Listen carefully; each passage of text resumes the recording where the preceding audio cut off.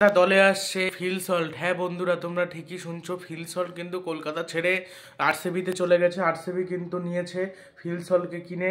কলকাতার হয়ে আগের বছর কীরকম পারফরমেন্স করেছিল ফিল সল্ট সেটা আমরা সকলেই দেখেছিলাম। সেই জন্য ফিল সল্ট আবুধাবি নাইট রাইডার্সের হয়ে কিন্তু আইআই লিগ খেলতে চলেছে, আইআইটি লিগ, এবং সেখানে কিন্তু কলকাতা দলের হয়ে খেলতে চলেছে ফিল সল্ট। ভেঙ্কি মাইসর আর কি চাইলেন, মানে যে ফিল সল্ট আর কি কেকেআরের পরিবারের অংশ হয়ে থাকুক, এর জন্য কিন্তু তাকে কিনলো, এবং কেনার পর সে কিন্তু খেলতে যাচ্ছে, মানে খেলবে, মানে আইপিএলে কেকেআরের হয়ে খেলবে না, কিন্তু অন্য লিগে কেকেআরের দলের হয়ে খেলবে। তবে ভবিষ্যতে কিন্তু কলকাতা নাইট রাইডার্সের হয়ে একটা খেলার সম্ভাবনা রয়েছে। ফিল সল্টের যে কোনো মূল্যে তাকে কিন্তু নেওয়ার চেষ্টা করবে, তখন কিন্তু খেলবে। তাছাড়া কিন্তু আরসিবির হয়ে খেলবে। আরসিবির হয়ে কেমন পারফরমেন্স করে সেটাই দেখার বিষয়। ফিল সল্ট কিন্তু এর আগের বছর দিল্লির হয়ে যখন খেলেছিল তখন কিন্তু সুযোগটা সেইভাবে পায়নি, সুযোগ পেলেও সেইভাবে মানিয়ে নিতে পারেনি ওই দলে।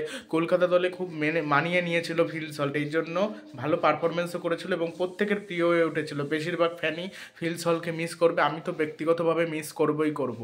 কোনোভাবে যদি তাকে পাওয়া যেতে পারতো, এরা একটা প্লেয়ার যখন ভালো খেলে তার পরের বছর দামটা বেশি হয়, আবার তারপরে 2 বছর পর যখন খেলতে পারে না তখন কিন্তু তার দামটা কমে যায়, তার ভ্যালুটা কমে যায়। একটা যেটা বলে না, একটা হাইপ থাকে, হাইপের ব্যাপার আছে।